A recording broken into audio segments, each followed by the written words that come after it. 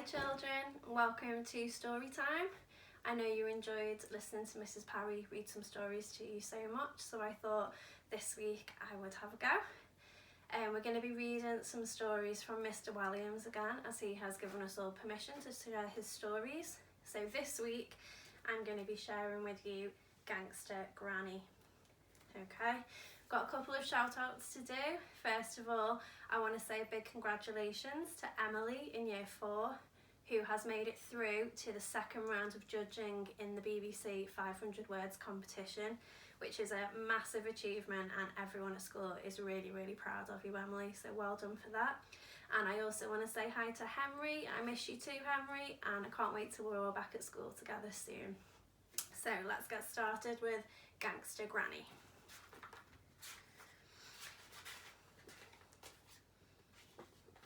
So chapter 1, Cabbagey Water. But Granny is so boring, said Ben. It was a cold Friday evening in November, and as usual he was slumped in the back of his mum and dad's car. Once again he was on his way to stay the night at his dreaded Granny's house. All old people are. Don't talk about your granny like that, said Dad weakly, his fat stomach pushed up against the steering wheel of the family's little brown car. I hate spending time with her, protested Ben. Her TV doesn't work. All she wants to do is play Scrabble, and she stinks of cabbage. In fairness to the boy, she does stink of cabbage, agreed Mum, as she applied some last-minute lip liner. You're not helping, muttered Dad. At worst, my mother has a very slight odour of boiled vegetables. Can't I come with you, pleaded Ben. I love dancing, he lied. It's called ballroom dancing, corrected Dad, and you don't love it. You said, and I quote, I would rather eat my own bogies than watch that rubbish. Now, Ben's mum and dad loved ballroom dancing. Sometimes Ben thought they loved it more than they loved him. There was a TV show on Saturday evenings that Mum and Dad never missed, called Strictly Stars Dancing, where celebrities would be paired with professional ballroom dancers. In fact, if there was a fire in their house and Mum could only save either a sparkly gold tap shoe, once worn by Flavio Flavioli, the shiny, tanned dancer and heartbreaker from Italy who appeared on every series of the hit TV show, or her only child, Ben thought she would probably go for the shoe. Tonight, his mum and dad were going to see Strictly Stars Dancing live on stage. I don't know why you don't give up on this pipe dream of becoming a plumber, Ben, and think about dancing professionally, said Mum, her lip liner scrawling across her cheek as the car bounced over a particularly bumpy speed bump. Mum had a habit of applying makeup in the car, which meant she often arrived somewhere looking like a clown. Maybe, just maybe, you could end up on Strictly, added Mum excitedly. Because prancing around like that is stupid, said Ben. Mum whimpered a little and reached for a tissue. You're upsetting your mother now. Now just be quiet, please, Ben, there's a good boy, replied Dad firmly, as he turned up the volume on the stereo. Inevitably, a Strictly CD was playing. 50 golden greats from the hit TV show was emblazoned on the cover. Ben hated the CD, not least because he'd heard it a million times. In fact, he had heard it so many times it was like torture. Ben's mum worked at the local nail salon, Gale's Nails. Because there weren't many customers, Mum and the other lady who worked there, unsurprisingly called Gale, spent most days doing each other's nails. Buffing, cleaning, trimming, moisturising, coating, sealing, trimming, moisturising, sealing, polishing, filling, lacquering, extending and painting. They were doing things to each other's nails all day long, unless Flavio Flavioli was on daytime TV. That meant Mum would always come home with extremely long, multicoloured plastic extensions on the end of her fingers. Ben's dad, meanwhile, worked as a security guard at the local supermarket. The highlight of his 20-year career thus far was stopping an old man who had concealed 2 tubs of margarine down his trousers. Although Dad was now too fat to run after any robbers, he could certainly block their escape. Dad met Mum when he was wrongly accused her of shoplifting a bag of crisps, and within a year they were married. The car swung round the corner into Grey Close, where Granny's bungalow squatted. It was one of a whole row of sad little houses, mainly inhabited by old people. The car came to a halt and Ben slowly turned his head towards the bungalow. Looking expectantly out of the living room window was Granny, waiting. She was always waiting by the window for him to arrive. How long has she been there, thought Ben, since last week? Ben was her only grandchild, and as far as he knew, nobody else ever came to visit. Granny waved and gave Ben a little smile, which his grumpy face just about permitted him to reluctantly return. Right, one of us will pick you up tomorrow morning at around 11, said Dad, keeping the engine running. Can't you make it 10? Ben, growled Dad. He released the child lock and Ben grudgingly pushed the door open and stepped out. Ben didn't need the child lock, of course. He was 11 years old and hardly likely to open the door while the car was driving. He suspected his dad only used it to stop him from diving out of the car when they were on their way to Granny's house. Clunk went the door behind him as the engine revved up again. Before he could ring the bell, Granny opened the door. A huge gust of cabbage blasted in Ben's face. It was like a great big slap of smell. She was very much your textbook Granny. Thick glasses, white hair, false teeth, hearing aid, hairy chin, cardigan, used up tissue, tucked up her sleeve, smell of cabbage, a pack of Murray mints, floral print dress, tan tights and burgundy slippers. There's our Granny. Are Mummy and Daddy not coming in? She asked, a little crestfallen.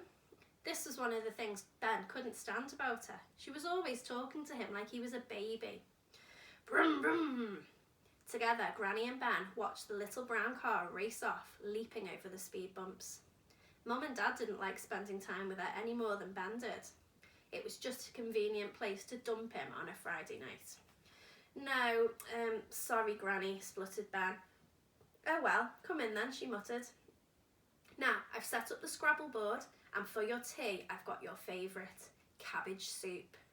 Ben's face dropped even further. No, he thought. Chapter 2, A Duck Quacking. Before long, Granny and grandson were sitting opposite each other in deadly silence at the dining room table, just like every single Friday night. When his parents weren't watching Strictly on TV, they were eating curry or going to the movies. Friday night was their date night, and ever since Ben could remember, they had been dropping him off with his granny when they went out. If they weren't going to Strictly Stars Dancing Live on Stage Live, they would normally go to the Taj Mahal, the curry house on the high street, not the ancient white marble monument in India, and eat their body weight in poppadoms. All that could be heard in the bungalow was the ticking of the carriage clock on the mantelpiece, the clinking of metal spoons against porcelain bowls, and the occasional high-pitched whistle of Granny's faulty hearing aid. It was a device whose purpose seemed to be not so much to aid Granny's deafness, but to cause deafness in others. It was one of the main things that Ben hated about his granny. The others were, number 1, Granny would always spit in the used tissue she kept up the sleeve of her cardigan and wipe her grandson's face with it. Number 2, her TV had been broken since 1992, and now it was covered in dust so thick it was like fur. Number 3, her house was stuffed full of books, and she was always trying to get Ben to read them, even though he loathed reading. Number 4, Granny insisted you wore a heavy winter coat all year round, even on a boiling hot day, otherwise you wouldn't feel the benefit. Number 5, she reeked of cabbage. Anyone with a cabbage allergy would not be able to come within 10 miles of her. Granny's idea of an exciting day out was feeding mouldy crusts of bread to some ducks in a pond. Number 7, she constantly blew off without even acknowledging it. Number 8, those blow-offs didn't just smell of cabbage, they smelled of rotten cabbage. Number 9, Granny made you go to bed so early it seemed hardly worthwhile getting up in the first place. Number 10. She knitted her only grandson jumpers for Christmas with puppies or kittens on them, which he was forced to wear during the whole festive period by his parents. "How's your soup?" inquired the old lady. Ben had been stirring the pale green liquid around the chipped bowl for the last 10 minutes, hoping it would somehow disappear. It wouldn't, and now it was getting cold. Cold bits of cabbage floating around in some cold cabbagey water. It's delicious, thank you," replied Ben. "Good. Tick-tock, tick-tock. Good," said the old lady again. Clink, clink. Good. Granny seemed to find it as hard to speak to Ben as he did to her. Clink, clank, whistle. "How's school?" she asked. "Boring," muttered Ben. Adults always ask kids how they're doing at school, the one subject kids absolutely hate talking about. You don't even want to talk about school when you're at school. "Oh," said Granny. Tick-tock, clink, clank, whistle, tick-tock. "Well, I must check the oven," said Granny after a long pause, stretched out into an even longer pause. "I've got your favourite cabbage pie on the go." She rose slowly from her seat and made her way to the kitchen. As she took each step, a little bubble of wind puffed out of her saggy bottom. It sounded like a duck quacking. Either she didn't realise, or she was extremely good at pretending she didn't realise. Ben watched her go and then crept silently across the room. This was difficult because of the piles of books everywhere. Ben's granny loved books and always seemed to have her nose in one. They were stacked on shelves, lined up on windowsills, piled up in corners. Crime novels were her favourite. Books about gangsters, bank robbers, the mafia and the like. Ben wasn't sure what the difference between a gangster and a gangster was, but a gangster seemed much worse. Although Ben hated reading, he loved looking at all the covers of Granny's books. They had fast cars and guns and glamorous ladies luridly painted on them, and Ben found it hard to believe this boring old granny of his liked reading stories that looked so thrilling. "Why is she so obsessed with gangsters?" thought Ben. "Gangsters don't live in bungalows. Gangsters don't play Scrabble. Gangsters probably don't smell of cabbage." Ben was a very slow reader, and the teachers at school made him feel stupid because he couldn't keep up. The headmistress had even put him down a year in the hope that he would catch up on his reading. As a result, his friends were all in a different class, and he felt nearly as lonely at school as he did at home, with his parents who only cared about ballroom dancing. Eventually, after a hairy moment where he nearly knocked over a stack of real-life crime books, Ben made it to the pot plant in the corner. He quickly tipped the remainder of his soup into it. The plant looked as if it was already dying, and if it wasn't dead yet, Granny's cold cabbage soup was sure to kill it off. Suddenly, Ben heard Granny's bum squeaking again as she made her way to the dining room, so he sped back to the table. He sat there trying to look as innocent as possible, with his empty bowl in front of him and his spoon in his hand. "I finished my soup, thank you, Granny, it was yummy." "That's good," said the old lady as she trundled back to the table carrying a saucepan on a tray. "I've got plenty more here for you, boy." Smiling, she served him up another bowl. Ben gulped in terror. Chapter 3. Plumbing Weekly. "I can't find Plumbing Weekly, Raj," said Ben. It was the next Friday, and the boy had been scouring the magazine shelves of the local newsagent shop. He couldn't find his favourite publication anywhere. The magazine was aimed at professional plumbers, and Ben was beguiled by pages and pages of pipes, taps, cisterns, ballcocks, boilers, tanks and drains. Plumbing Weekly was the only thing he enjoyed reading, mainly because it was crammed full of pictures and diagrams. Ever since he had been old enough to hold things, Ben had loved plumbing. When other children were playing with ducks in the bath, Ben had asked his parents for bits of pipe and made complicated water channeling systems. If a tap broke in the house, he fixed it. If a toilet was blocked, Ben wasn't disgusted, he was ecstatic. Ben's parents didn't approve of him wanting to be a plumber though. They wanted him to be rich and famous, and to their knowledge there had never been a rich and famous plumber. Ben was as good with his hands as he was rubbish at reading, and was absolutely fascinated when a plumber came round to fix a leak. He would watch in awe, as a junior doctor might watch a great surgeon at work in an operating theatre. But he always felt like a disappointment to his mum and dad. They desperately wanted him to fulfil the ambition they had never managed, to become a professional ballroom dancer. Ben's mum and dad had discovered their love of ballroom dancing too late to become champions themselves. And to be honest, they seemed to prefer sitting on their bums watching it on TV to actually taking part. As such, Ben tried to keep his passion private, to avoid hurting his mum and dad's feelings. He stashed his copies of Plumbing Weekly under his bed, and he had made an arrangement with Raj so that every week the newsagents would keep him the plumbing magazine aside for him. Now though, he couldn't find it anywhere. Ben had searched for the magazine beneath Kerrang and Heat, and even looked underneath The Lady. Not an actual lady, I mean, the magazine called The Lady. All to no avail. Raj's store was madly messy, but people came from miles away to shop there, as he always brought a smile to their faces. Raj was halfway up a stepladder putting up Christmas decorations. Well, I say Christmas decorations, he was actually putting up a banner that read Happy Birthday, although he had Tipp-X'd out the word birthday and replaced it in scratchy biro with Christmas. Raj carefully stepped off the ladder to help Ben with his search. Your Plumbing Weekly, let me think. Have you looked beside the toffee bonbons, said Raj. Yes, replied Ben. And it's not underneath the colouring books? No. And you've checked behind the penny chews? Yes. Well, this is very mysterious. I know I ordered one in for you, Ben. Very mysterious. Raj was speaking extremely slowly, in that way people do when they are thinking.